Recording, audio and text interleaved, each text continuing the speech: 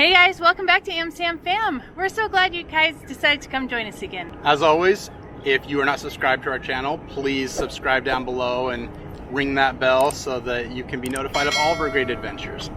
We've been getting lots of you guys asking us questions about the boats we were looking at, and we were waiting until we heard anything official, but we have heard something official, so we thought it was about time that we share the good news with you guys. If you were watching the last video, you'll know that we made an offer on the big sailboat that we looked at. It's a beautiful boat, a lot of wood, a lot of work, but like really good bones and a really solid boat, worth a good amount of money. But to us, because we're kind of new to the whole sailing thing, we had to kind of make an offer that made sense for us in our life. And it was what we thought was, you know, probably below what anybody would consider, but it was accepted. Yes, they accepted our offer, which kind of made our decision for us. So we're buying a sailboat. Yeah, it feels really crazy. So we're on the boat right now. You can't quite see probably, but we're on the front deck of the boat talking to you about it. And we have been here most of the day today looking and discussing and talking about the first things that need to be done. And we thought this is a great opportunity to bring you along with us and discuss what to do if you buy an older sailboat that has a lot of stuff on it, that needs some refitting here and there, that needs a couple of things done to it. We're going to take you through the process of what we're going to do, what we decided to make our top priorities. Because you got to remember, this isn't just going to be a leisure boat that we're going to keep in a harbor and use it on the weekends. This is going to be our full-time house. We are moving on to this tiny, big for a boat, but tiny for a house. And we would like to be on this boat within a couple of months because we're going to still be paying rent on our little house. We would like to stop paying rent on the house, and all that money that's going to have to go into the boat, we'd love to be able to not have to spend it on rent. And plus, this is something we have talked about and dreamed about doing for over a decade now, Nate and I, since we were first married.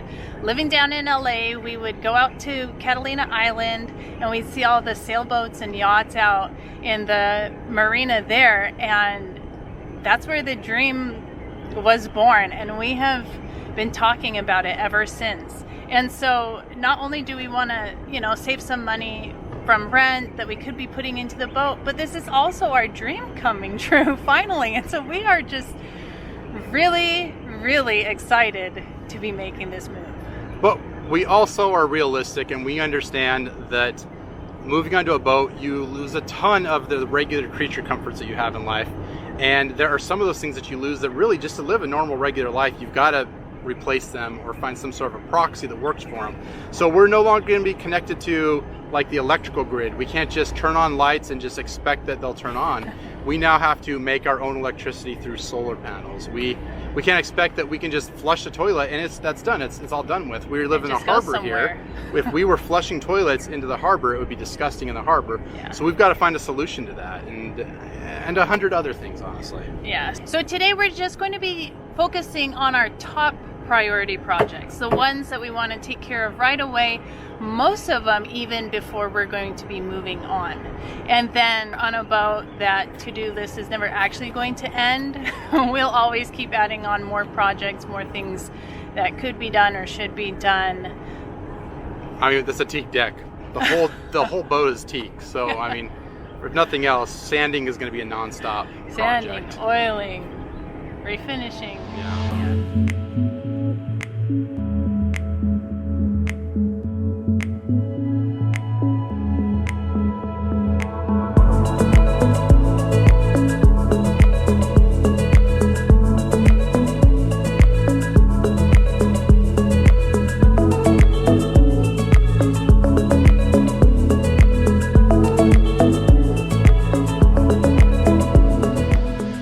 To live on this boat, there's a few things that have to happen. First of all, we have to basically take everything off this boat, and the previous owners were very, very prepared people. So there are 3 or 4 or 5 or 6 versions of everything on the boat, and it is unlivable with the amount of space that there is left after all the junk is taken into account. I don't know how they lived on this boat. No idea. I cannot imagine living on this boat the way it is. So number one, take everything off the boat, sort through it, and figure out what we actually need to have on the boat to be able to be, smart and not just throwing away thousands of dollars worth of really useful stuff, but being conscientious of the space. So while the boat is empty, while everything is off of it, we're going to go through and I'm talking with a toothbrush in the corners, we are going to clean every inch of this boat. It has just been sitting here unused for over a year now in the harbor, and it's got kind of a smell to it.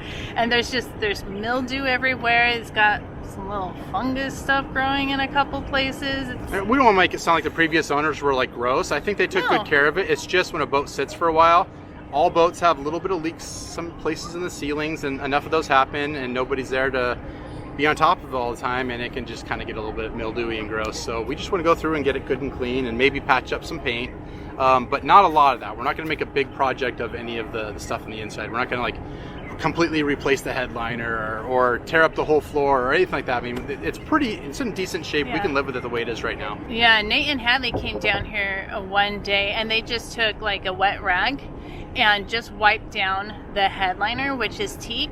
And before we had been discussing, oh man, we need to replace all that, it looks awful. But simply just wiping it down, and it was like night and day. All of a sudden, our boat was looking beautiful. It's a really pretty headliner, and yeah, without the mildew on it, all of a sudden I'm I think I want to keep this headliner. Actually, it's really nice. It looks really nice. Then we got to be ready to live on the boat. So I would say probably the number one thing in terms of being YouTubers who have a lot of devices to recharge and having 3 kids and laptops and all those kinds of things is we need solar power. It's the only way to do it. Yep. It's a little bit of solar power on the boat right now. There's maybe 150 watts of solar panels up here on the top of the boat, but we're going to need a lot more than that to be able to kind of live normally, to be able to run. There's actually 2 small refrigerators in it, and maybe some lights to be able to recharge phones, to be able to keep bilge pumps running. We've got to have fans. It gets hot down there. Yeah, it is hot in there. So we've got to have a decent amount of solar power and a good battery bank to hold the solar power. Fortunately, there's a couple of good battery chargers in there, the charge controllers in there. I think we'll be okay on that.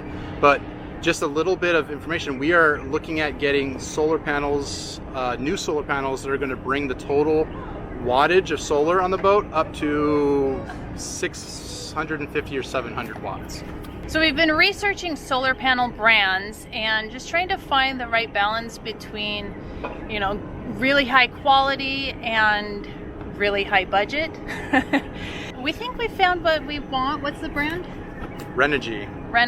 They're pretty ubiquitous. They're basically probably the biggest company out there when it comes to solar panels, just for regular personal use and not big commercial farms or anything like that. But so if you have any experience with solar power, let us know what you think about that brand, or if you have any opinions, because we could use some input on this. Yeah. So we're looking at 175 watt panels there, and one of the greatest things about Renogy is they've got a really good long warranty on them, which is something we're a little bit concerned about, because it's going to be a big investment to buy all these solar panels. We would like to have some sort of assurance that if something goes wrong with it, we've got a backup there. Along the same line, we've got to have, once the solar energy goes into the charge controller, it's got to go into charging up a battery bank of some sort. There is a small battery bank on the boat, about 200 amp hours of the AGM batteries. AGM, yeah. So and that's not bad. That's a pretty good system. But AGM is even a little bit outdated compared to something like lithium. And in our research, we're interested in something like lithium, which is a lot more expensive up front, but you can use a lot more of the battery. It's a lot more resilient to charging and discharging faster without it kind of wrecking the battery. So we've decided that we're going to go with a lithium iron phosphate battery bank of about 400 amp hours to start out with.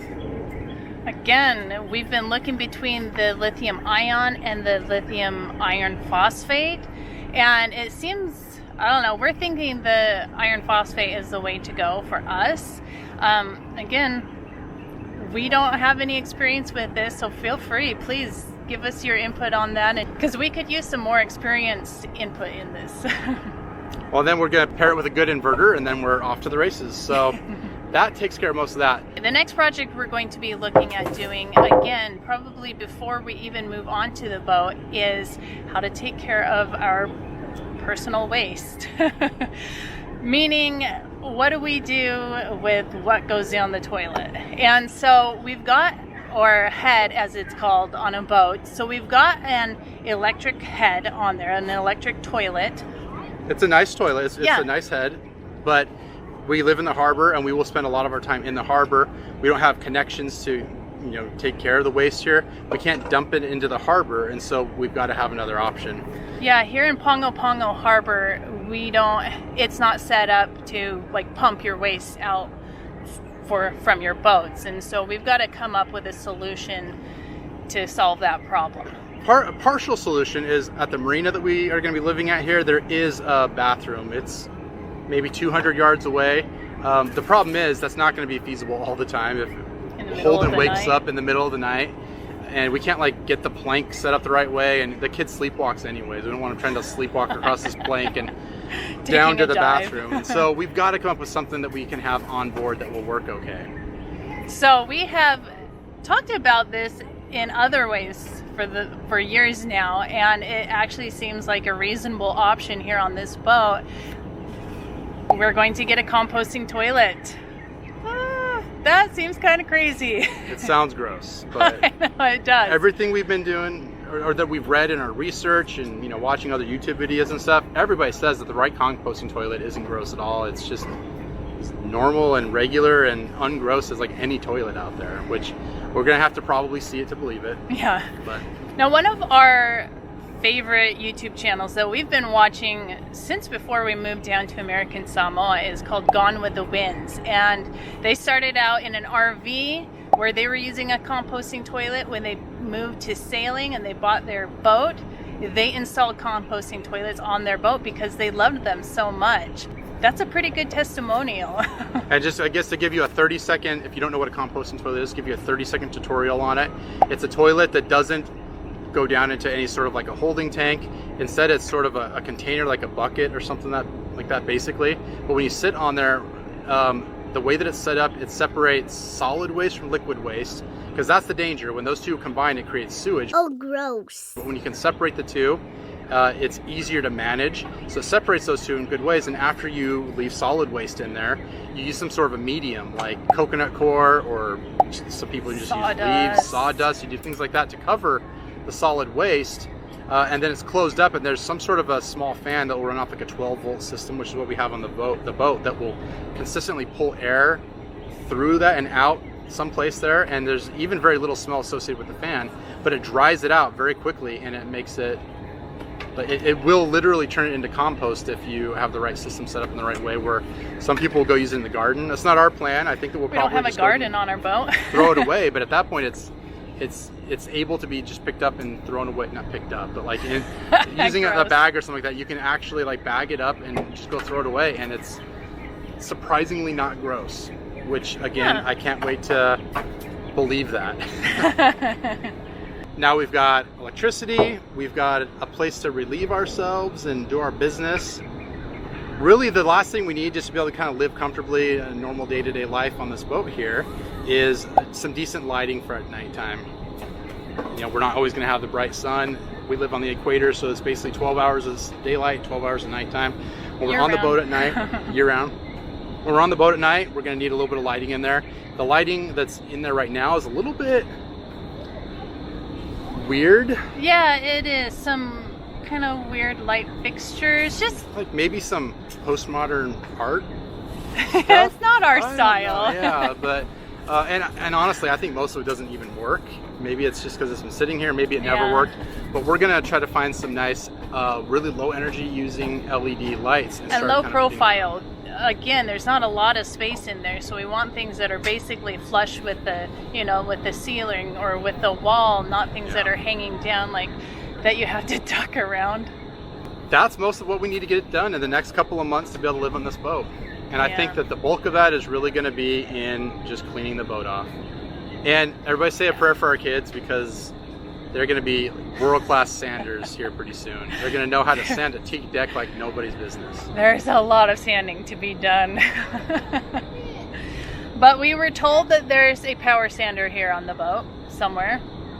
Buried in some box somewhere. We'll find it. I'm sure there are like 3 or 4 just because there are 3 or 4 of everything. We can put all 3 of the kids to work with that. So once they're done here, if you have any sanding work to be done, they're going to be pros by that time. The great thing about all this hard, crazy work and this mountain of projects we have ahead of us is that we can bring you along with us, so you can watch it, you can tell us all the things we're doing in a really stupid way, you can congratulate us when we actually do something the right way, and as always, please leave a comment down below and start this process rolling. Tell us what we're crazy about for what we're planning on doing here. Tell us all the great ideas we have. Make us feel good about ourselves for once. And let us know, as we're documenting this process, if there are specific things you're wondering about or wanting to see, like the composting toilet. If you've never even heard of a composting toilet before and you want to see like the ins and outs of it, then we'll be happy to show all that. If you don't really care. Before it's used, we'll show the ins and outs, not after. You don't want to see that. No, that's We're not that kind of channel, sorry. But if you don't care about seeing that and you're like, all right, get back to like the non-gross stuff, you can let us know that too. You know what, guys? We make these videos to document our journey for ourselves, but also for you guys. So we want to be providing the information that you guys are interested in looking for. Well, guys, wish us luck. We can't wait for the next few months to pass and to be able to show you a really beautiful boat. But in the meantime, hope you like our nice, humble little sailboat. Guys, thanks for joining us again. We love having you with us. We love making these videos for you and sharing beautiful American Samoa and all these little fun adventures that we have in life. Yeah, we'll definitely keep the general American Samoa island adventures going, island life. We've got some more really great videos coming out pretty soon. And just a reminder, if you guys didn't see last week's video where Nate had a close call out in the ocean, we're good. He's alive. I survived it. Our family is complete. One thing from that video is we lost our GoPro out in the ocean. But I kept my life. Let's focus on the important thing. Yeah, definitely more important. But we also lost the GoPro, and it had some really awesome footage on it that we were really excited to share with you guys. So keep your eyes open if you're here in American Samoa, if you're out along the beach, if you find something washed up on shore, take a look. We would really, really love to get that back so we can complete those videos and be able to show you some of our adventures we've been on lately. So it's a GoPro Hero 8 Black on a yellow floating handle. Pretty easy. If you see something like that, we will bring you on and shoot a video with you to thank you for returning that to us. Absolutely. And you can reach us either here through the comments on Facebook or Instagram through AmSamFam, or through our email, melinda@amsamfam.com. Lots of ways to get a hold of us. Even if you don't find our GoPro, we'd still love to hear from you guys anyway. Yeah, shoot us an email, say hi. Also, leave a comment below, give us a thumbs up if you like this video, and join us for all of our future videos. All right, it's time to say goodnight. Tofa soifua. Tofa.